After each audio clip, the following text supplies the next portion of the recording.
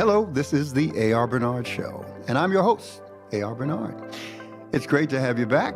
As always, we're here to dive into the intersection of faith and culture, and I'm very excited about today's episode. Our guest is no stranger to being outspoken and relentlessly curious about the world that we live in. He's a father, a talented journalist, and a dear friend. Welcome the brilliant and thoughtful Stephen A. Smith. How are you, sir? I am blessed. Always honored to be with you, my man. How you doing? Man, it's good, but you're doing incredibly well. Yeah. I mean, this is a whole new season for you, building your podcast, building your platform, your voice. But let's jump right in. You know, this is intersection of faith and culture. One of the questions that comes about is, what role does faith play in my role in culture? Politically, you've got a platform. Yes. You've got a voice that's respected. There are people who love you and there are people who love to hate you. Yeah. And it all works. I think that when you're talking about swaying people to one side or the other ideologically, politically, there's a cause for concern because everybody doesn't harbor the same beliefs. Everybody's ideology may be a bit different with one another, and I understand that. But I do believe in a core decency, a core level of decorum and respect that's disseminating or descending rather from the top on down that should be a part of our conscience, both socially and spiritually, a part of our moral compass. Something that says you can't act that way because that has a ripple effect that can be far more damaging than any ideology can be. We live in a democratic society where there are checks and balances everywhere. And when you look at the presidents and the commander-in-chief that have been in office over the decades, it could be from Kennedy to Lyndon B. Johnson, down to Nixon and Ford and Carter and Reagan and H.W. Bush to Clinton, to George W. Bush, to Barack Obama, to Trump, and to the present state of affairs. America as a society has proven how cyclical it is. Things change all the time, but in a democratic society where you've got 435 representatives and 100 senators, and you have justices on the Supreme Court, which now numbers 9, and people are talking about how it should go up to 13. Other people are talking about it should stay the same, et cetera, et cetera. What that does is give us hope from an ideological perspective that the pendulum can constantly swing according to what the needs of society may be. As long as we have structure in place in terms of there's a level of decorum, there's a level of respect, there's a level of your own humanity that has to suffocate those positions to ensure that it's a standard that we will never lower.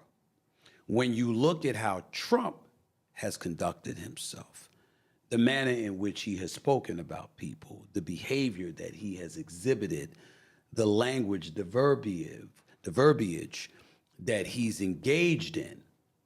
The problem with that is it gives an okay for others to be even worse. And that is when you say, wait a minute now.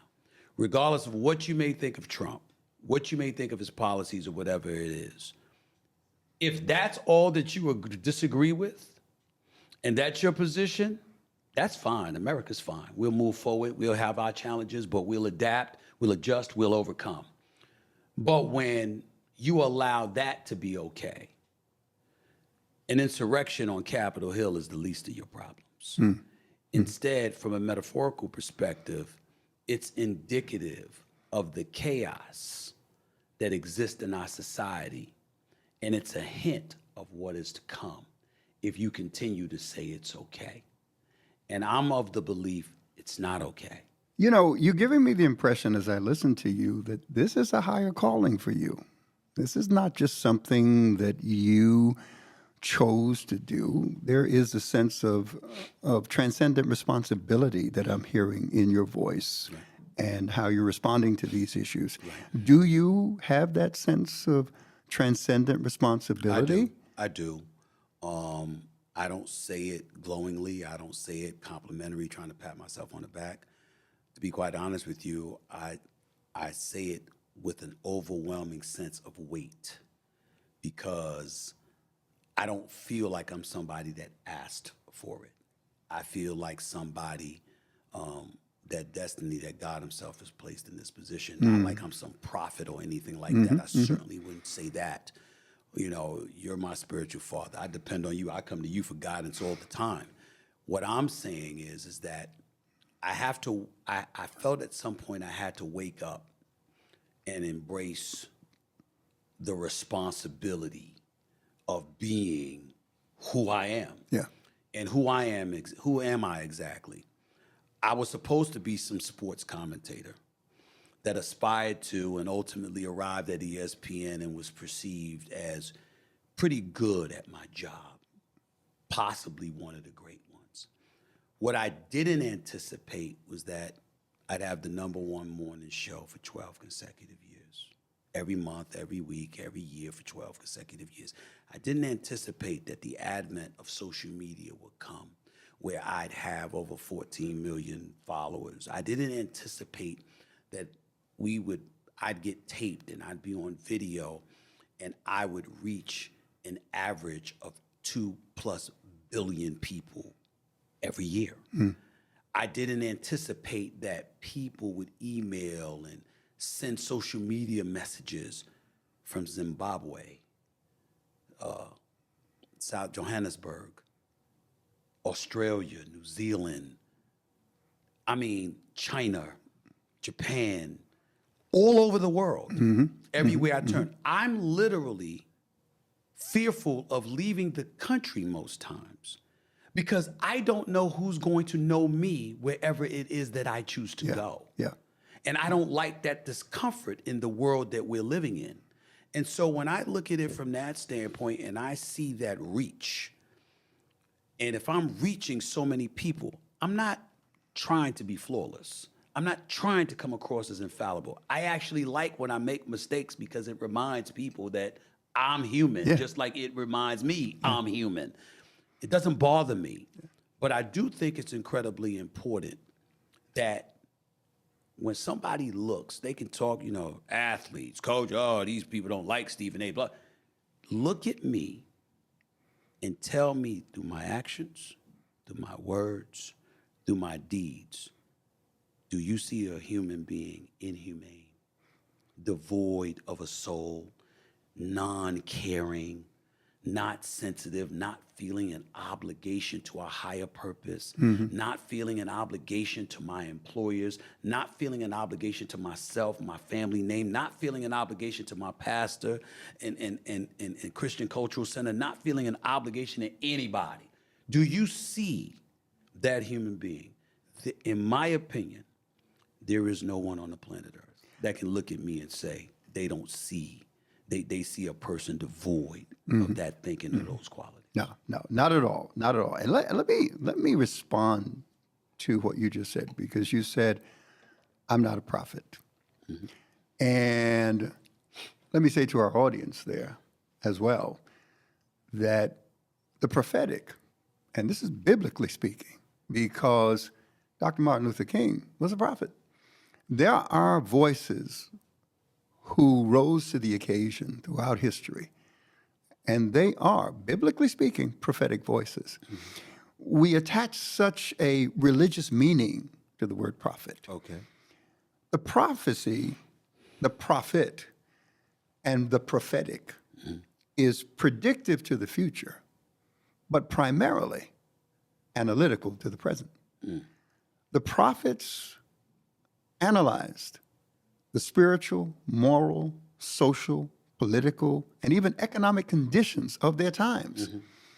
And as a representative from God, bringing a transcendent value system, they spoke to those issues, warned the society, and then became predictive in nature if that society rejected that prophetic word. Okay.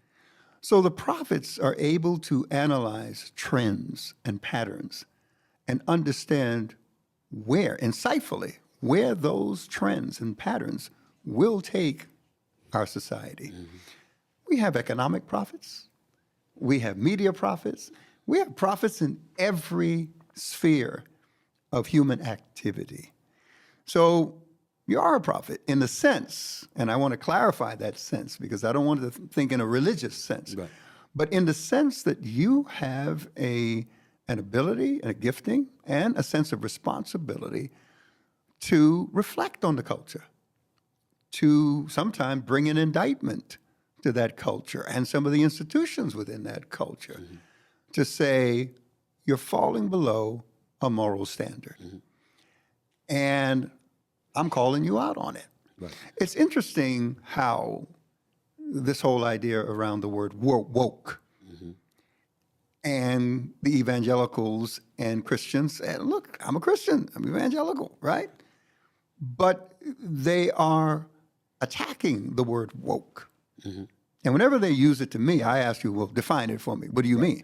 Because we have had in this nation 4, and I'm going to use the language carefully, great awakenings. And that's what they were called. And they were all religious movements by Christians within the society to address the moral order and the failure to maintain certain standards of order.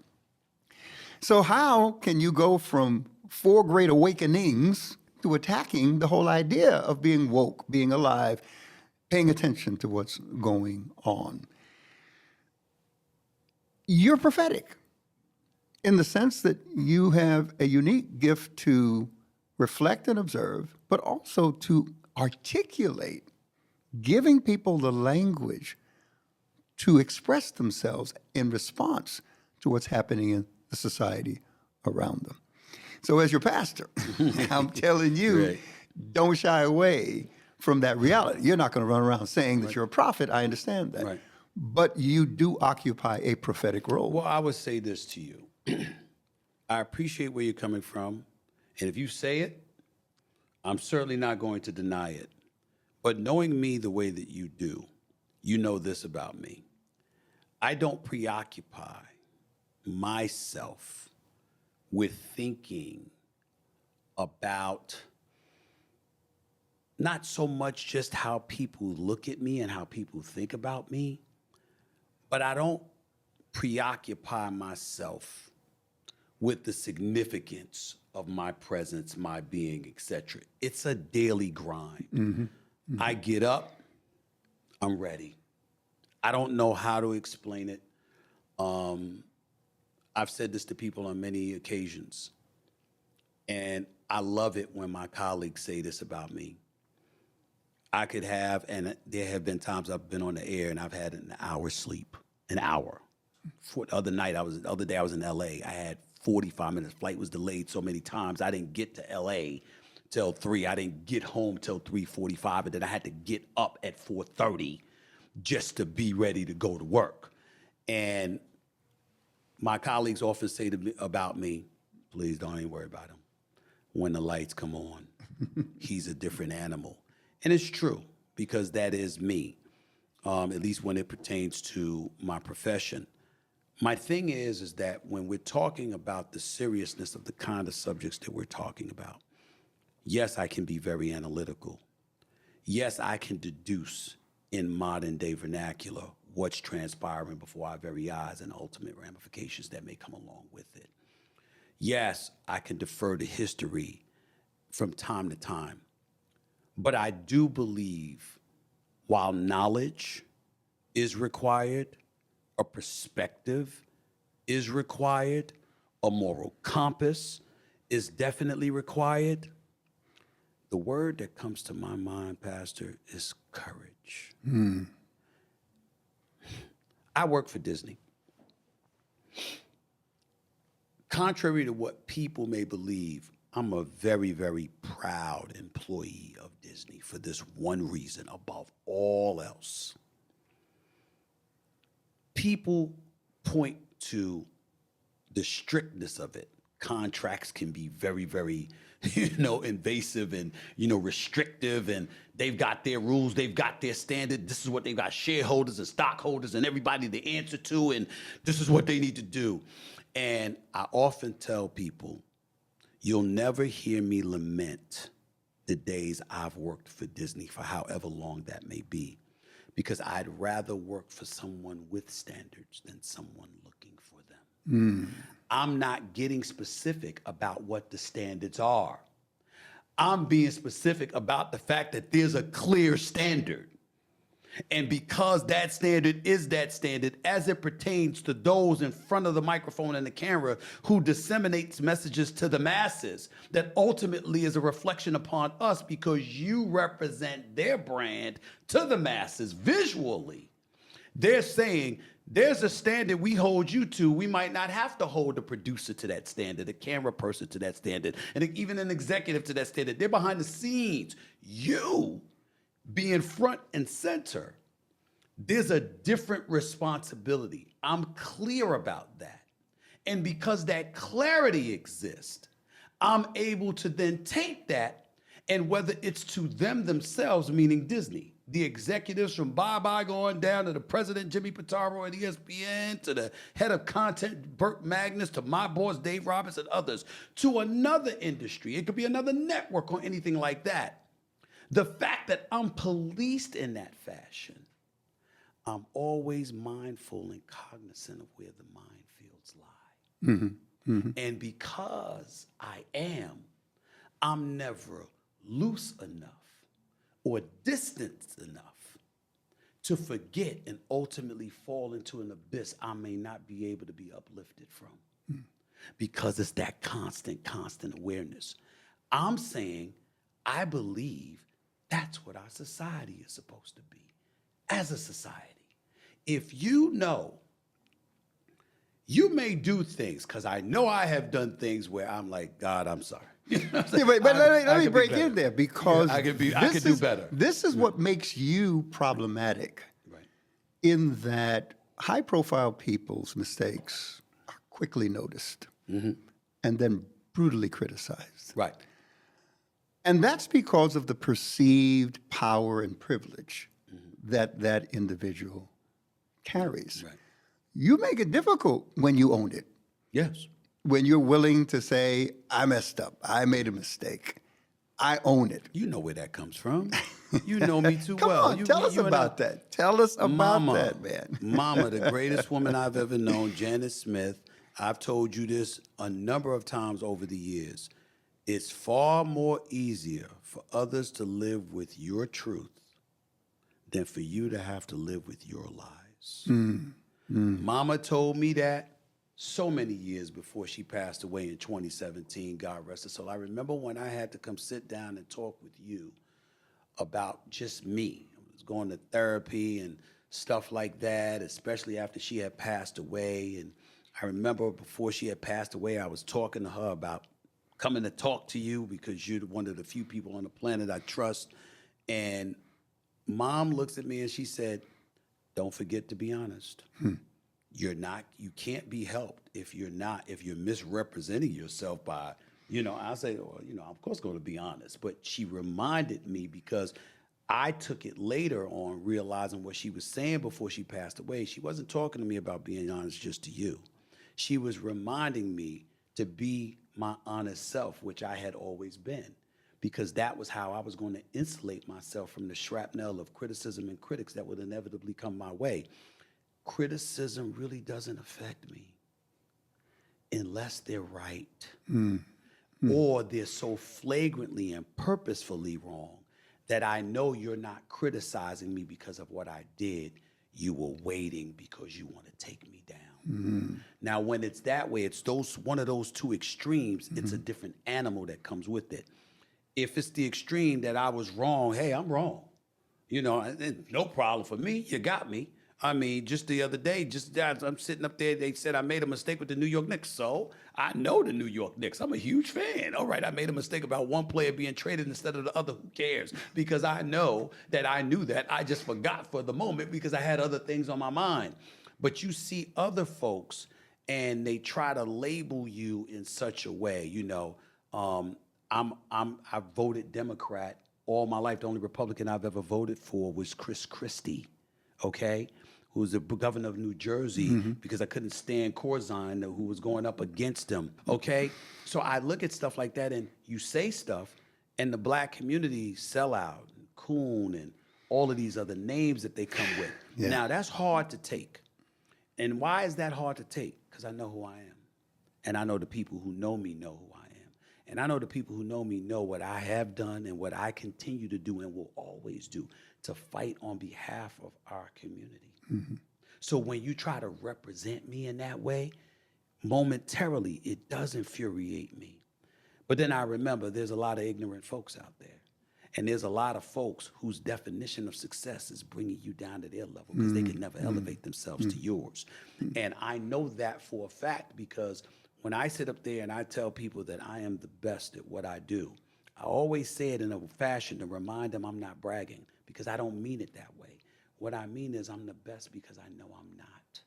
I'm constantly waking up and striving to be better. Yeah. And what makes me think I'm better is the fact that I believe that hunger inside of my soul because I'm mission-minded and I'm after something that doesn't equate to dollar signs. It's not just about that. When my mission is big and my mission and my purpose is great, that is what I believe you who just wants a job, who just wants to make more money, cannot compete with. You don't bring the passion, the fervor, the tenacity, the commitment, the undying devotion to that purpose that I bring because you want the success and the dollars that come with it. I assume the success and the dollars are coming. I'm after more than that. And that's being in a position to make noise that will provoke a difference for the betterment of my community, of our community, and society as a whole. And that's where I'm coming from with it. And that is why I keep coming. I don't stop. So let me refer to that element about you that is shaping you into somewhat of a hero. And let me explain hero. By hero, I'm not talking about a Marvel hero. True heroes inspire people to elevate themselves. They inspire people to ideals. They give people hope of what can be better. It gives them a sense of belief in the promises that life offers. Right. So in that sense, you're a hero. Specifically, you are helping people of color who have a problem with the direction that the Democratic Party is going in, but know that that's the context where most of their people of color are served. You understand? Yes. So, and I'm with you there, 100%. So we're open, you and I, to both sides of the political aisle. We understand that it's going to take collaboration and partnership in order to make things happen, in order to get things done, in order to experience progress. But there are those that feel either we've got to abandon our own in order to embrace them. Right. And I don't subscribe to that. Or our people feel we have abandoned them. Yeah.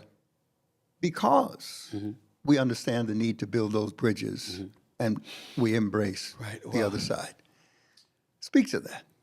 First of all, let me say this quick point. The beauty of me being a journalist by trade is I care very, very little about affection from the public. In pursuit of truth, you can't be worried about being liked.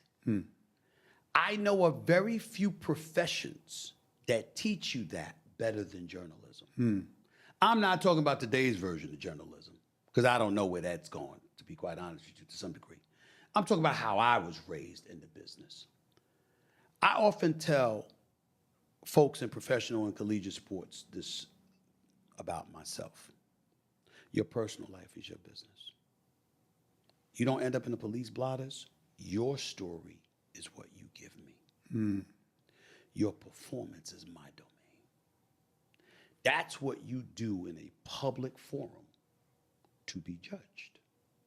And I have to judge you against your own contemporaries and how you measure up. So in that regard, it's just that simple. Now, when we get into the other stuff, particularly as it pertains to the Black community and the Democratic Party, right now the economy is doing quite well, they say, if you're on the left. If you're on the right, they'll point to inflation. And they'll say price of gas, price of milk, price of groceries, et cetera, et cetera. You sure you're living better? That's a legitimate discussion.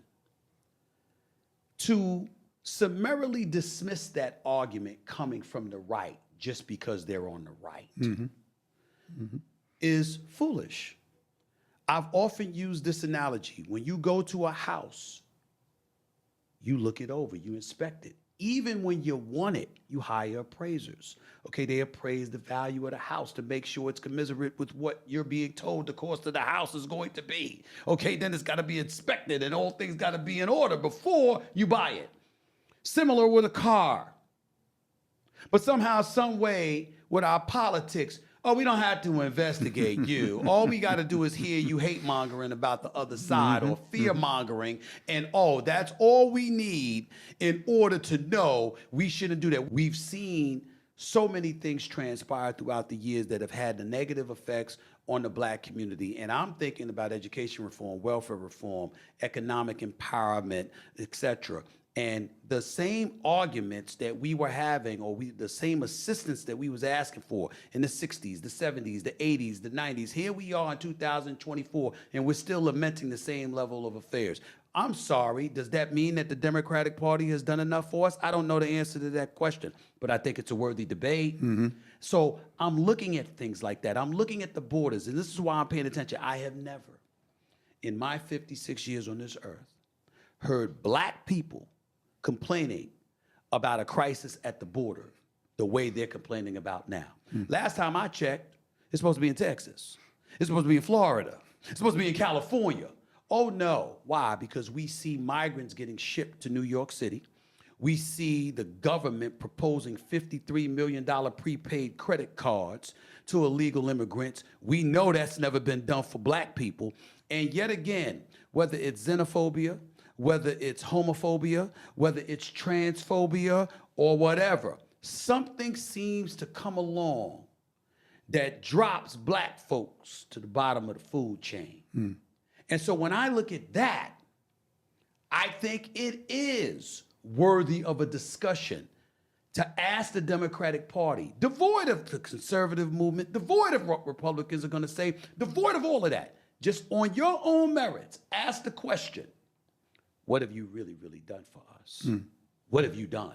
Because I don't want to hear that you voted for something, but it didn't get done when we see politicians making deals with one another all the time at the expense of the American people. You can put a good face on anything. That don't make it right. And I'm looking at it from that standpoint, and I'm simply saying to my people, this ain't selling out, this is looking out. I'm telling you, I'm asking the questions you should be asking. And I've never said to somebody, vote Republican. What I said during a speech that I've given on a number of occasions, not this election, but I said for one election, I wish the entire Black community would vote Republican. Why did I say that?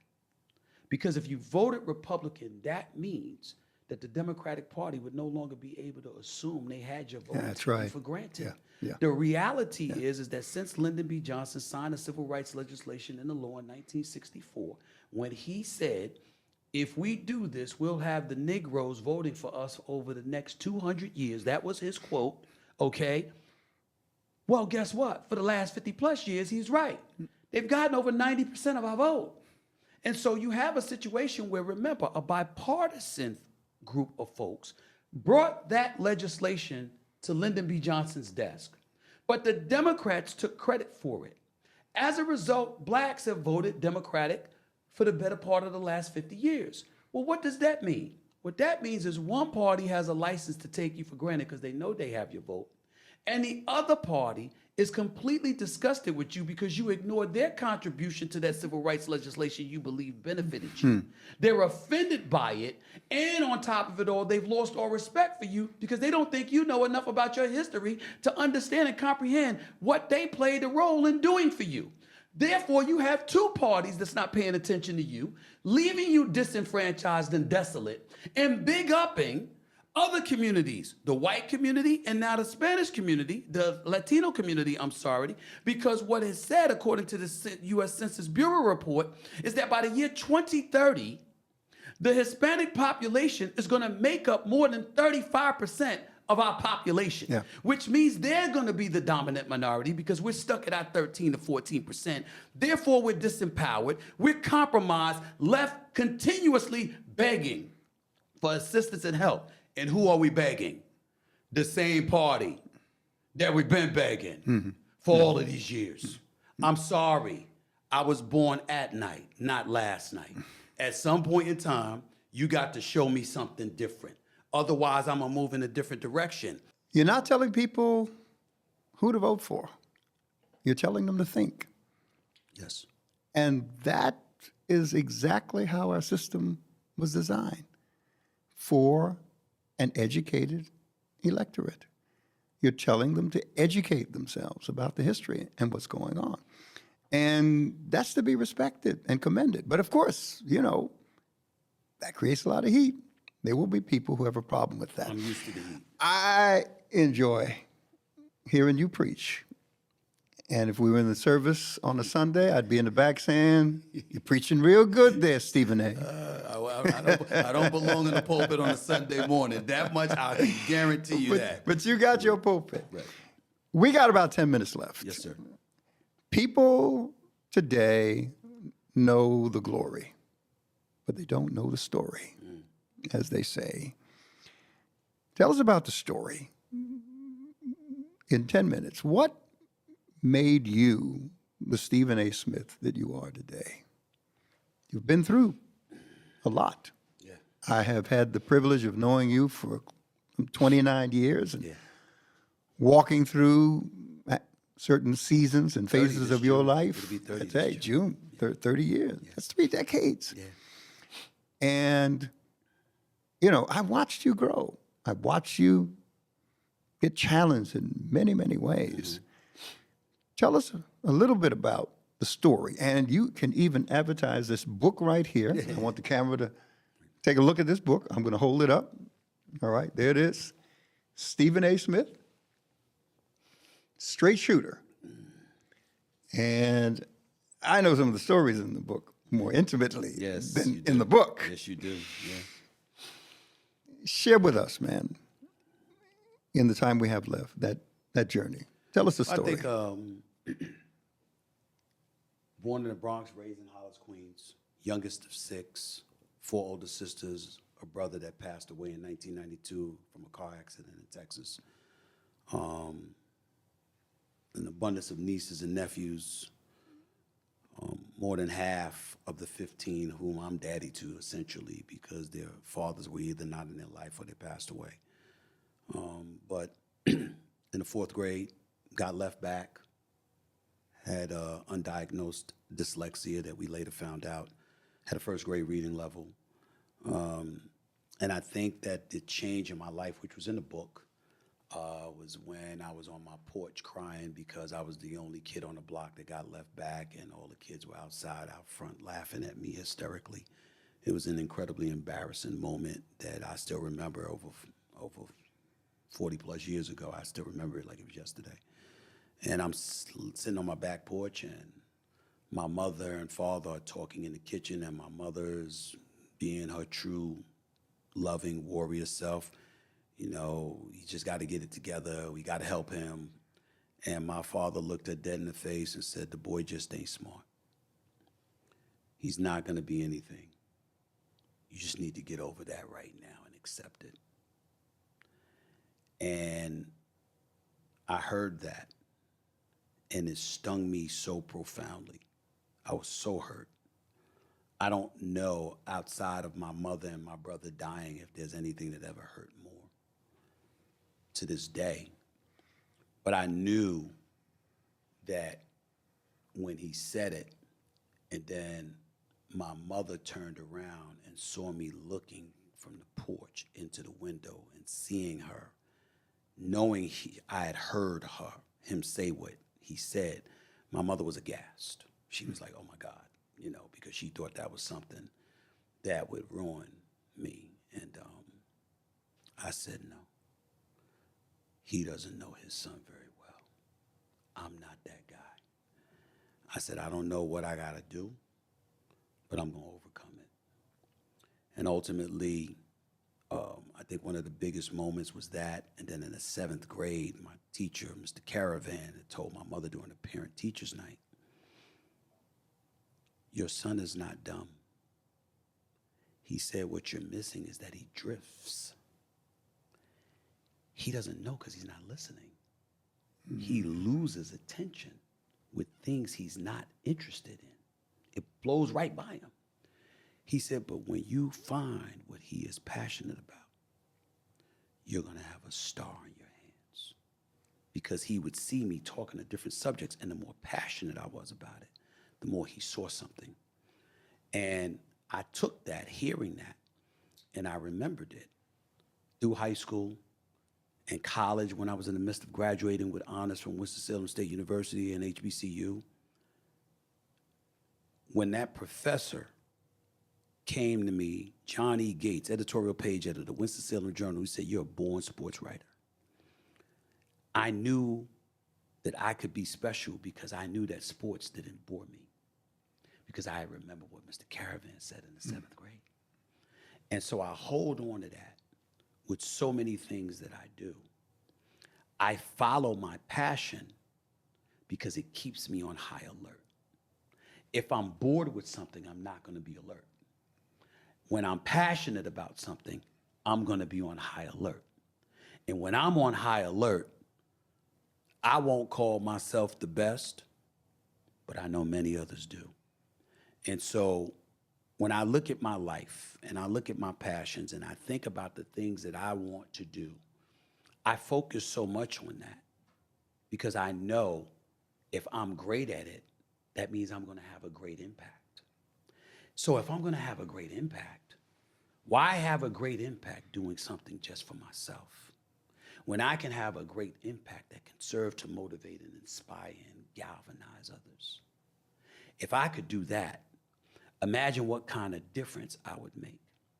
And if I make that kind of difference, then I will have fulfilled what I think any great person should fulfill. And that's being a servant to the light. I remember when I was a kid, when I first met you, even before then, I was surrounded by a bunch of Muslims. And that was my faith, but it wasn't a religious thing. It was a black empowerment thing. Mm-hmm. Mm-hmm. And I was big on that. When you met me, I was a rebel. That's how I was. And I prided myself on being that, and my spiritual comeuppance, per se, came thereafter. But I always remembered that the Muslims viewed me as a servant of the light. Mm. Their mentality was that you're a warrior. And you're going to fight the right fight, and you're going to fight the good fight, and it's never going to be about just you. And what that harkened me back to was when I used to be shooting basketball in the park, PS 192 in Hollis, Queens, and you had drug dealers that would take over the park in the evening time, but they would literally, while clearing the park, always reserve an hour for me to just shoot the basketball. And they were like, you could play, but that ain't what this is about. You're going to do something for us, all of us, because you never think about just you. Mm. And when they said that to me, years later, when that professor said it to me, it was amazing how you could connect the dots. Junior high school, Mr. Caravan, the drug dealers in the park, high school, college, the professor, the real life, the real world, the job, employment, bills to pay, stuff like that. But whether it's my family, it's my friends, it's my loved ones, I know I never, ever just think about me. And I believe God is watching, and he always knows that I strive to keep my heart in the right place. So with that in mind, I can't lose. I can't lose because he knows that I'm serving a higher purpose, and he's got my back. And that's how I flow with it. Jesus said in the Gospel of Luke, if you want to be great, which means the pursuit of greatness is not a problem with him. He said, if you want to be great, find a way to serve people. When you understand that, service is what makes a person great in the eyes of their community, their family, in their employment, in their industry, like you. You're giving the key elements to maintaining the necessary balance to enjoy the level of success that you are now enjoying and will continue to enjoy, because you have something that keeps you anchored and balanced. Thanks for sharing your story. And like I said, not my statement, I heard it. People know the glory, but they don't know your story. Okay. And you've given us a moment, really, of insight into that story. I can't end without asking you about the Cowboys. Oh, Lord. What is the issue with Dallas? First of all, it's all in fun. I just love trolling the fans and stuff like that because they are, I call them the most disgusting, nauseating fan base in American history. But it's all in fun. Wait, cheerleaders and all. Okay. Not the cheerleaders, but it's all in fun. It's all in fun. What happens is that the Dallas Cowboy fan, it's not the Cowboys. I'm fine with the Cowboys. I'm friends with Deion Sanders. I've had profound respect for Emmitt Smith throughout the years. Troy Aikman is a buddy of mine. I mean, I love the Cowboys, former Cowboy players. The fan base is another matter altogether because they can go 1-15 in the past, 3-13, or when there was 16-game regular season, stuff like that. We're going to the Super Bowl next year, right? They never, ever, ever take a moment to smell themselves and to be like, you know what, we're just not that very good right now. They never do. It's like they walk around like champions even though they haven't won one in more than 29 years. So that kind of annoys me. But again, it's like, it's all in fun. Like they get at me and I get at them and stuff like that. But I go to Dallas. The fan base is absolutely incredible to me. They're very, very good people. They know, listen, you got fans that love you, love to hate you, mess with you and stuff like that because it's a bit different fandom and stuff like that. I'm a Pittsburgh Steelers fan. They're Dallas Cowboy fans. They get at me all the time. But when I go to Dallas, when I've had events in Dallas and stuff like that, I'm taking pictures with them. I'm joking around with them. I'm having a blast. They all know it's fun. And I have a very, very good relationship with Jerry Jones, the owner, and his son, Stephen Jones. I respect the hell out of all of them, excuse me. I really, really do. They're really good people. Their fans are just, it's a lot to take. So I give it to them. I give them a taste of their own medicine. And that's what I do. Well, there you have it. The Dallas Cowboys and Stephen A. Smith explained. It's all about the fans. It's all about the fans. Stephen A., it has been great.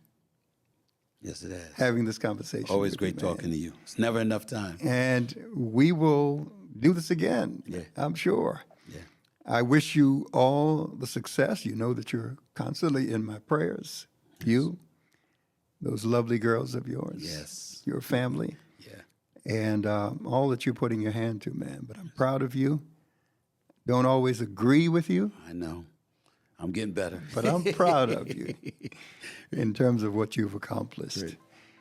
And I will tell you, those of you who tuned in and experienced Stephen A. Smith with me.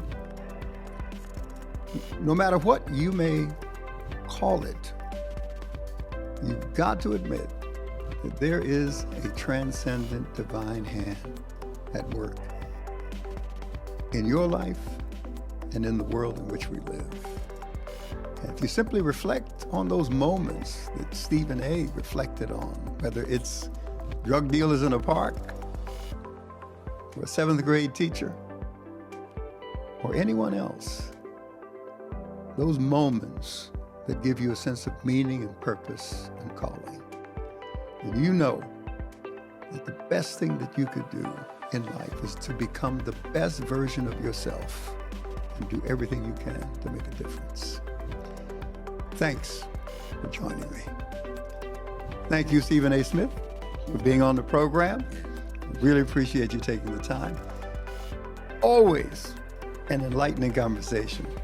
And I want to thank you, our listeners, for joining us on this episode of the A.R. Bernard Show. I'm your host, A.R. Bernard. And of course, if you like what you hear, please subscribe, like, share with a friend. And I'll be back every week with incredible guests like Stephen A.